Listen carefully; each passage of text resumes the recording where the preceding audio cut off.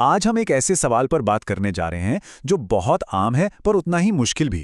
किसी एक्स को वापस अपनी जिंदगी में कैसे लाया जाए। ये एक काफी उलझा हुआ टॉपिक है, तो चलिए इसे आसान भाषा में एक एक करके समझते हैं। तो ये ही है वो बड़ा सवाल। और सुनिए, इसका जवाब कोई जादू की छड़ी नहीं है, बल्कि ये एक सोची समझी कई स्टेप्स वाली प्रोसेस है।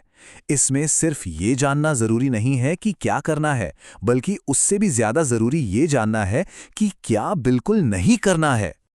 और पता है, इसकी शुरुआत एक बहुत ही सिंपल सी सच्चाई को समझने से होती है कि कोई भी एक्शन लेने से पहले सबसे पहले खुद के अंदर झांकना पड़ता है। असली काम तो वहीं से शुरू होता है। ठीक है, तो पहला कदम कोई एक्शन लेना नहीं है। नहीं, पहला कदम है एनालिसिस। ये ठीक से समझना बहुत जरूरी है कि ब्रेकअप आखिर हुआ क्यों था। जब तक प्रॉब्लम की जड़ तक नहीं पहुंचेंगे तब तक सोल्यूशन कैसे मिलेगा, है ना। यहां देखिए, कुछ आम वजह दी गई हैं। क्या लगातार झगड़े हो रहे थे? क्या पैसों को लेकर कोई टेंशन थी?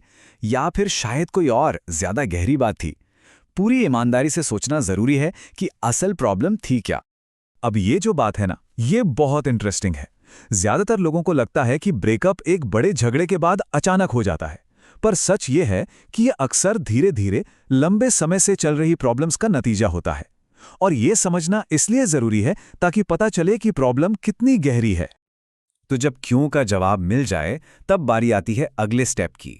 अब समय है उस असली प्रॉब्लम को पकड़ने का और उस पर काम करने का। सिर्फ सोचना नहीं, अब एक्शन लेना है। चलिए इसको एक एग्जाम्पल से समझते हैं। मान लीजिए किसी के एक्स को लगता था कि उनका पार्टनर एम्बिशियस नहीं है, मतलब आगे बढ़ने का कोई जोश नहीं है। तो इसका जवाब बस कहने से नहीं मिलेगा कि मैं बदल गया हूं, करके दिखाना पड़ेगा। जब कोई अपने गोल्स के लिए सच में काम करना शुरू करता है तो बदलाव सबको दिखता है, वो सिर्फ बातों में नहीं रहता।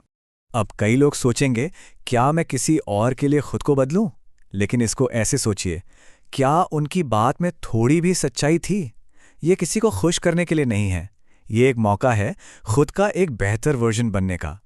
अब आते हैं तीसरे और शायद सबसे सबसे जरूरी स्टेप पर, जिसे कहते हैं नो कॉन्टैक्ट रूल। सुनने में बड़ा सिंपल लगता है ना? लेकिन यकीन मानिए, ये एक बहुत पावरफुल साइकोलॉजिकल टूल है। तो ये नो कॉन्टैक्ट है क्या? इसका सीधा सा मतलब है अपनी तरफ से कोई बातचीत शुरू नहीं करनी, बिल्कुल भी नहीं। मतलब जीरो कम्युनिकेशन। आपके एक्स के लिए ऐसा होना चाहिए जैसे आप उनकी दुनिया से गायब हो गए हैं, तब तक जब तक वो खुद आपसे कांटेक्ट ना करें। और इसके नियम बिल्कुल साफ हैं। कोई कॉल नहीं, कोई टेक्स्ट नहीं। उनकी सोशल मीडिया पोस्ट लाइक करना बिल्कुल नहीं। उनकी स्टोरीज देखना वो भी नहीं। और हां, उनके दोस्तों से उनके बारे में पूछना भी रूल तोड़ना है। क्यों? क्योंकि खबर उन तक पहुंच ही जाएगी। इसका मतलब है कंप्लीट साइलेंस, पूरी तरह से।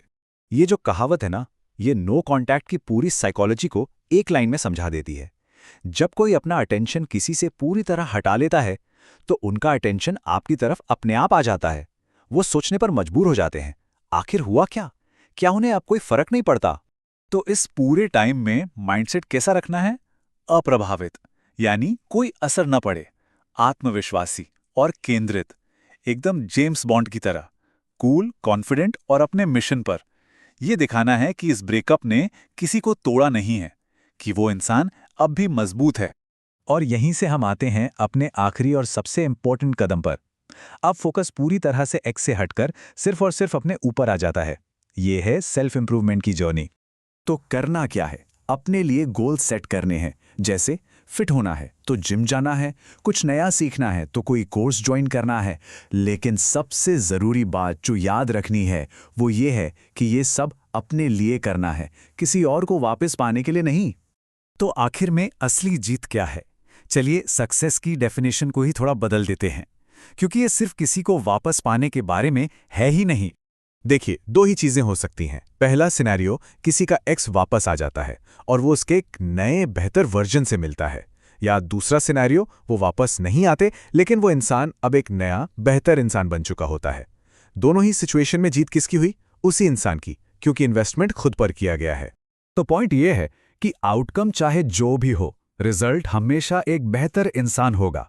तो असली सवाल ये नहीं है कि उन्हें वापस कैसे जीता जाए। असली सवाल ये है कि कोई खुद कौन बनना चाहता है। इस पर सोचना जरूरी है।